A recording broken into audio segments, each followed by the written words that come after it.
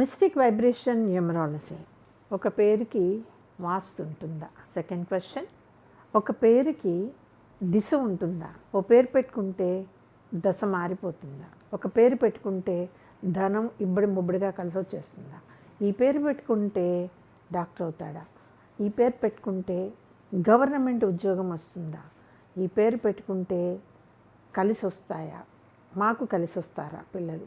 ఈ పేరు పెట్టుకుంటే వాడి జీవితంలో దేనికి లోటు లేకుండా ఉండాలి. ఇంకా ఉన్నాయండి రిక్వైర్మెంట్స్. ప్రస్తుతం ఈ నిమిషానికి ఏం గుర్తొచ్చిందో మీకు చెప్పాను. ఫైన్ అండి. మనిషి ఆశాజీవి. నేను ఇలా ఉన్నాను కాబట్టి నా తర్వాత నెక్స్ట్ జనరేషన్ బాగుండాలని కోరుకోవటంలో తప్పు లేదు. నేను తప్పట్ను. జనరల్గా ఈ విషయాలన్నీ మీకు తెలియవేమో. మీ డేట్ ఆఫ్ బర్త్లో ఆల్రెడీ మీ పిల్లలు పుట్టడానికి ముందే ఒక ఫార్మాట్లో వచ్చేసి ఉంటాయండి. లేకపోతే డాక్టర్ని చెయ్యాలని కూడా అనుకుని కూడా మనము ఒక డాక్టర్ని చేయలేము, ఓ ఇంజనీర్ని చేయలేము, ఒక ఐఏఎస్ ఆఫీసర్ని చేయలేము. ఏమీ చేయలేము ఏంటండి? నా క్లినిక్ ఉంది, 25-30 ఏళ్ళ సర్వీస్ ఉంది హాస్పిటల్ లైన్లో. నేను నెంబర్ 1 డాక్టర్ని. మా వాడు డాక్టర్ చదవని అంటున్నాడు. ఈ క్వశ్చన్ నేను చాలామంది దగ్గర నుంచి విన్నాను. నేను గవర్నమెంట్ సర్వీస్లో ఉన్నాను, గవర్నమెంట్ ఎంప్లాయీని. మా వాడిని గవర్నమెంట్ వైపు వెళ్దామంటే నాకు అక్కర్లేదు అంటున్నాడు. అంటే మీ చేతిలో ఆ విషయం లేదు కదండి. ఒక పేరెంట్గా, ఒక ఫాదర్గా మీ చేతిలో లేని విషయము ఒక పేరు చేతిలో ఎలా ఉంటుంది? ఎప్పుడైనా ఆలోచించారా? మీ చేతిలో లేదండి. ఆఖరికి మీరు మీ అమ్మాయికి వివాహం చేయటం కూడా మీ చేతిలో లేదు. లేకపోతే ఎందుకు అంత వెతుక్కుంటాం కదండి? మన చేతుల్లో లేని విషయాలు ఇవి. వీటన్నిటికీ టైం కలిసి రావాలి. అన్నిటికీ మించి మనం ఏం చదువుతాము అనేది మన డేటాలో ఉంటుంది చూసారా? అదే బయటకు వస్తుంది, అదే చదువుతారు వాళ్ళు. మీరు డాక్టర్ అవ్వచ్చు, కానీ మీ అబ్బాయి చార్టెడ్ అకౌంటెన్సీ ఎందుకు ఎన్నుకోకూడదు? ఒక తల్లి చాలా ఆవేశపడిపోతుంది, ఆరాట పడిపోతుంది, హైరాణ పడిపోతుంది. మా అమ్మాయి డాక్టర్ అవ్వాల్సిందే.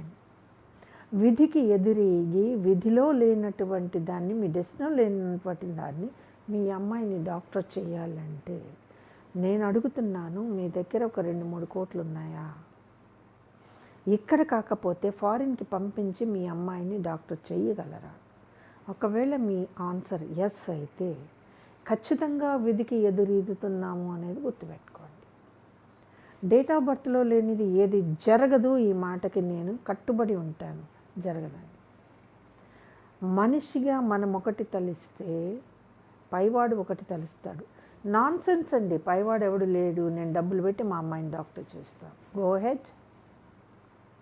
ఆ అమ్మాయి మెడికల్ లైన్ పూర్తి కాకుండా ఐదర్ దాన్ని వదిలేసి వివాహంలోనే సెటిల్ అయిపోతుంది, లేదా తను మెడికల్ లైన్ చివరి ఎగ్జామ్ రాయకుండా డిబారన్నా అవుతుంది, లేదా ఇంకేదో జరుగుతుంది తప్ప డాక్టర్ కాదు. మనం అనుకుంటాం మేము డబ్బులు ఇచ్చాము, మేము సీట్ కొన్నాము, మా అమ్మాయి డాక్టర్. నోవే. మీ అమ్మాయి దాంట్లో ఉండాలి. ఈ ఉండేది ఎక్కడ డిసైడ్ అవుతుందండి? అమ్మాయి డేట్ ఆఫ్ బర్త్లో. మీరు డిసైడ్ చేయలేరు, డిసైడ్ కారు. డిసైడ్ అయితే నేను ఒప్పుకుంటానండి. ఏ డేట్ ఆఫ్ బర్త్లో పిల్లలు కావాలి అనుకుంటున్నామో ఆ డేట్ ఆఫ్ బర్త్లో ఆ నిమిషానికి మనం పిల్లల్ని పుట్టించగలుగుతున్నామా? అట్లీస్ట్ ఇది మన చేతిలో ఉందా? ఎందుకు వస్తున్నాయి రకరకాల పరిస్థితులు? ఎందుకు వస్తున్నాయి రకరకాల హర్డిల్స్? అర్థమైంది కదండి. మనిషి కోరుకోవటం వేరు, కష్టపడటం వేరు. But end of the day మీ డేట్ ఆఫ్ బర్త్లో ఏముంటుందో అదే జరుగుతుంది కాబట్టి దానికి తగ్గట్టుగానే పేరు ఇవ్వటం జరుగుతుంది. డేట్ ఆఫ్ బర్త్లో లేనిది బయట జరగదు, క్రియేట్ కాదు. నో పరిహారాలు, నో రెమెడీస్, నో పూజలు, నో హోమాలు, నో లంచాలు. అర్థమైంది కదండి. ఎక్కడ ఉంటుంది అంటే ఆ డేట్ ఆఫ్ బర్త్ని మనం పర్ఫెక్ట్గా తీయగలిగినప్పుడు మనం చెప్పింది నిజమవుతుంది. నేనే ఇలా పేజీలు తిప్పేసేస్తే నేను చెప్పేదంతా అబద్ధం అవుతుంది కదండి. So me date of birth ఎప్పుడు మీకు అబద్ధం చెప్పదు. మనిషిగా ఎవరైనా చెప్పచ్చు. కాబట్టి మన చేతిలో లేని కొన్ని విషయాల కోసం మనం హైరాణ పడద్దు.